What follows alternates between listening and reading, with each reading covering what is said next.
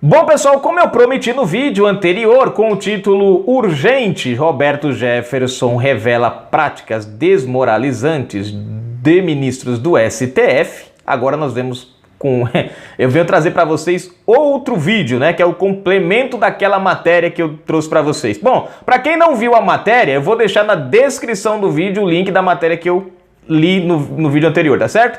Bom, vamos lá. Roberto Jefferson detona o negócio. Antes de mais nada, se inscreve, comenta, compartilha, deixa o seu like, aperte as notificações. Na descrição do vídeo tem conta bancária. Se você curte o nosso canal, gosta do nosso trabalho, seja um apoiador e um colaborador. Olha, esse daqui ainda é fichinha perto do outro vídeo lá, viu, gente? Vamos passar para vocês. Não posso passar de tela inteira, né? Porque tem uns negocinhos que não... Então a gente vai assim mesmo, tá bom? Mas tá na descrição do vídeo, dentro da matéria. Então, de mais um alvo dessa decisão do Supremo Tribunal Federal, que é o ex-deputado federal, presidente do PTB, Roberto Jefferson. Deputado, boa noite, seja bem-vindo. Muito obrigado, boa noite. Opa. Deputado, como o senhor reage a essa decisão do ministro Alexandre de Moraes? Eu reajo com serenidade. Vindo dele não poderia ser diferente. Essa lei da fake news lembra aquela lei dos medos da Pérsia, época do rei Dario, que, pressionado por políticos corruptos, juízes corruptos, condenou Daniel à cova dos leões. Então, a lei era a lei dos medos. Essa fake news do Alexandre de Moraes, ela é a lei dos medos moderna. Ela quer impedir, ela quer calar quem ouve a falar contra o reinado dos 11 urubus do Supremo Tribunal Federal. Pior Supremo que o Brasil conheceu.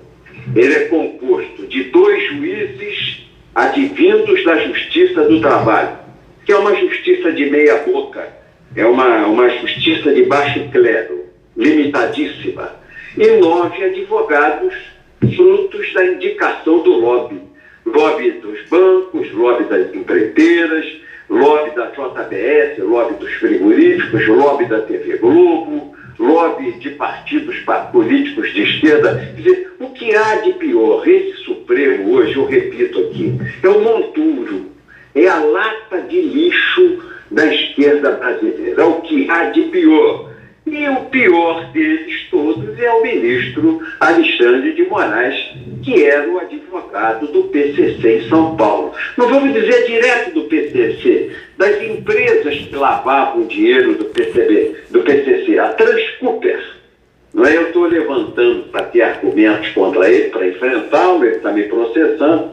Eu já busquei 123 procurações deles. Caramba! Em processos cíveis da Transcooper, que é uma cooperativa de ônibus que lava dinheiro do PCC paulista. Quer dizer, o que tem de pior? Esse Supremo é um Supremo que é o monturo da esquerda do PSDB e do PT, que desgraçadamente o presidente Jair Bolsonaro recebeu como uma herança maldita. Deputado, e pelas palavras do senhor, então, depreendo que essa decisão não muda a atuação do senhor, né? O senhor mantém as críticas que tem feito ao Supremo Tribunal Federal, talvez tenha até intensificado-as depois da abertura desse procedimento no Supremo. Queria saber isso do senhor. É por aí? O senhor vai manter a atuação da mesma forma como vinha sendo antes dessa decisão do Supremo?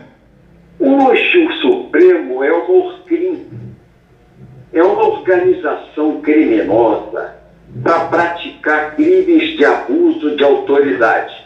Lei 13.869, de 5 de setembro de 2019.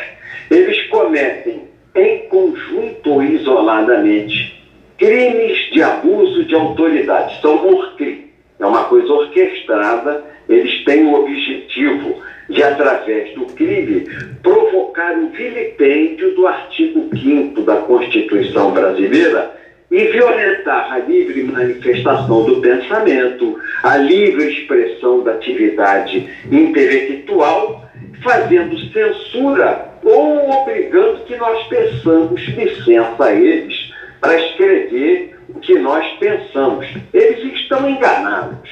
Eu já estava batendo da cintura para cima. Agora vou bater a medalhinha para a raiz do cabelo. Não vejo autoridade moral nesses casos. Porque além de crime, de abuso de autoridade, que eles são o crime do crime, de abuso de autoridade, são também do lobby.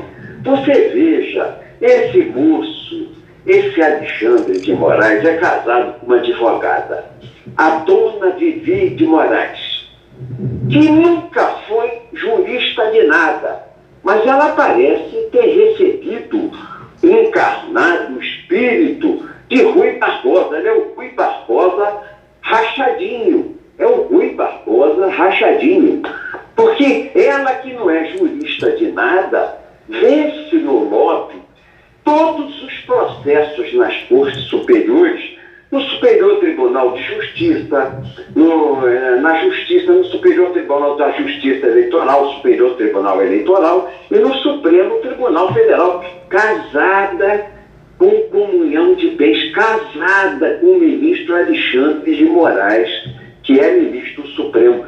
Ela é a longa-manos do ministro, porque eles têm a união de afeto e a união econômica. Ela ganha fortunas pelo patrimônio de ambos.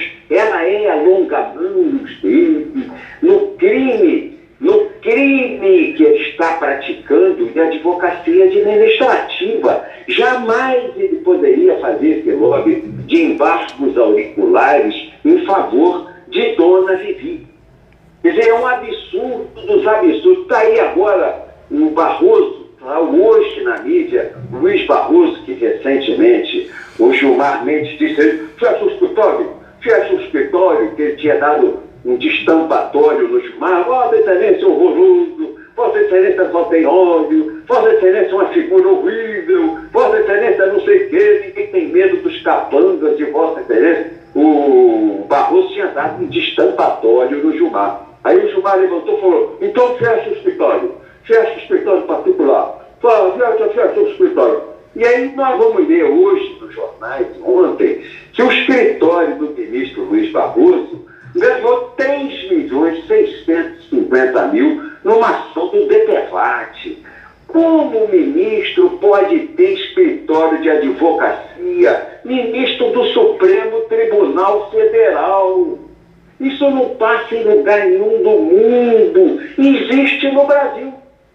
Quer dizer, é a pior coisa. E o pior disso que eu vejo é que o presidente da Ordem dos Advogados do Brasil, o seu Santa Cruz, é o doutor Redondo, como ele é conhecido no meio dos advogados. Ele é balofo, ele é gordo, doutor Redondo, o presidente da OAB, o Santa Cruz, de olho numa nomeação pelo 5º Constitucional para o Superior Tribunal de Justiça. Ele não defende a classe do advogado dessa criminosa concorrência desleal. É filho de ministro, é mulher de ministro, é escritório de ministro, é escritório de ex-ministro do Supremo, do STJ, do Tribunal Superior Eleitoral. Eles é que mandam em Brasília. Eu estou advogando para os advogados do antigo partido do Lula. Como é que é o nome dele? PSL. Eles vão ao PTB, que nós temos lá 4 constitucionalistas,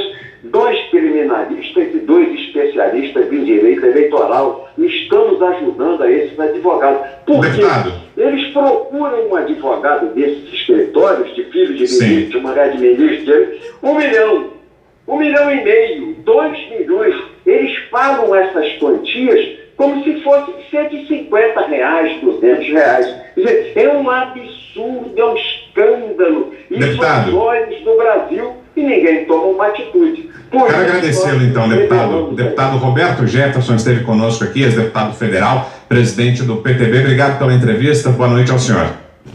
Bom, tá aí, gente. Quando o Roberto Jefferson começa a falar, ninguém segura mais ele, né? Se fizer ou se tiver que fazer uma delação premiada com ele, meu irmão, eu vou dizer uma coisa, viu? O juiz vai ter trabalho para fechar a boca dele. Eu acho que é por isso que... deixa eu só fechar aqui. Eu acho que é por isso que os ministros do STF não faz nada com ele, porque fala assim, cara, se a gente mandar prender esse camarada... Vocês viram o que ele fez no outro vídeo, né? O outro vídeo tem o mesmo título que esse, sem a referência à parte 2 do final aí, né? Se vocês verem lá, rapaz, ele detona principalmente principalmente o Fachin. Ele diz que o Fachin tem o apelido de Carmen Miranda. E o Barroso, como é que é, não sei o que lá, boca de veludo. Depois vocês querem saber o porquê? Vai no outro vídeo lá e assiste. Agora, cara, ele literalmente expõe os ministros do STF e de um jeito assim que ninguém, nenhum dos que foram presos, nenhum dos que foram enquadrados pela PF fizeram nem de longe. E você vê, não tem nenhuma ação contra ele. A única coisa que aconteceu foi aquela ordem do Alexandre de Moraes para derrubar alguns twitters e o dele foi no meio. Fora isso daí, não. Fora isso daí, você não vê uma ação. O Alexandre de Moraes está processando o Jefferson, Roberto Jefferson, por uma questão do que foi mesmo, meu Deus. Deixa eu lembrar aqui. Parece que foi por causa dessa coisa aí do PCC. Se não me falha a memória, foi por causa desse negócio aí do PCC. Do Alexandre de Moraes, dele dizer que o Alexandre de Moraes é advogado do PCC. Agora, caramba, meu irmão, o cara tem tutano. Agora, qual é o histórico de Roberto Jefferson? Roberto Jefferson é ex-deputado. Roberto Jefferson já esteve preso. Foi ele que deu, como diz o nordestino, deu a bicuda, né?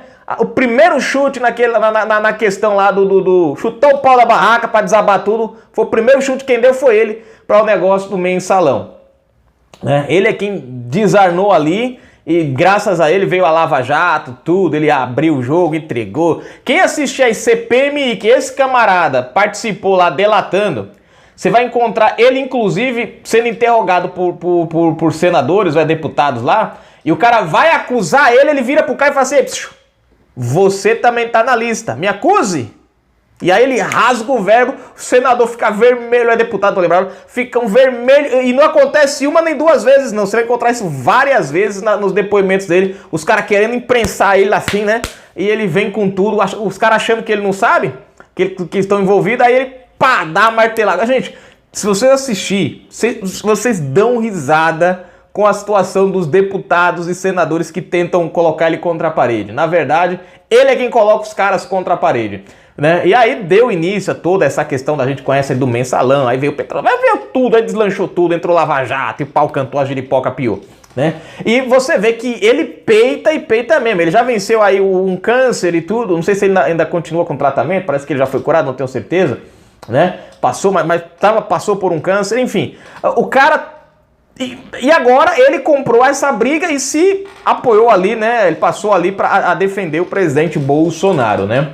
Chegou já até a oferecer ao presidente Bolsonaro o PTB, caso ele não consiga formar o Aliança para 2022, porque tá tendo essa possibilidade do presidente não formar o Aliança. Porque pelo que a gente vê, o TSE, infelizmente, tem dificultado muita coisa para o Aliança. Você vê, eu não lembro o nome do partido, gente, até o nome esquisitinho. Teve um partido que no final, em novembro, o TSE validou ele. O partido, quem é o presidente do partido lá? Inclusive eu tenho uma matéria aí desse partido.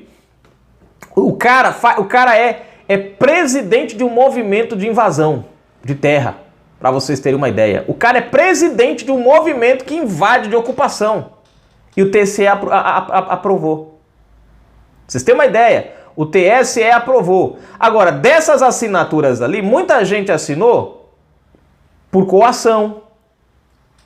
Né? Tipo ameaçado, ou você assina aqui para validar o partido, ou você sai fora do grupo, ou a gente não te dá nada. Como sempre acontece. Eu falo isso porque eu já vi isso, minha mãe fez parte de uma associação petista e eu via como eu ia levar ela para lá de moto, né? E às vezes participava das reuniões, ficava por ali olhando tudo, e eu via como é que funcionava na hora de entregar os benefícios, né? Aquilo que o governo mandava para o povo. Era um Deus nos acuda, gente. É uma vergonha aquilo ali. O PT, só conhece o PT, a esquerda, quem fez parte de pelo menos alguma coisinha nesse sentido. Se o cara não faz... se ilude feio com essa turma, se ilude feio. Eles criam um sistema que aprisiona você, literalmente, né? E aí você vê Roberto Jefferson, ele solta o verbo, ele manda sem pena, né? Ele detona. Aí você vê, o Aliança pelo Brasil tem essa possibilidade. O outro partidozinho lá, com o cara lá de ocupação, passou. Esse do Aliança pelo Brasil, vocês viram a mobilização que foi o Brasil inteiro, gente, para poder formar o Aliança pelo Brasil. O que o TSE foi lá? Invalidou uma pinca de assinatura. Foram tantas assinaturas que eu olhei assim e falei, não, gente, só pode ser pilantragem. Haja assinatura inválida. Muitas assinaturas foram invalidadas. Então tem alguma coisa meio errada que impede. Bolsonaro parou um pouquinho agora porque é custo para poder mexer esse negócio. E nesse momento ele está preocupado com essa questão da pandemia, tudo, e é onde que ele está focado, né?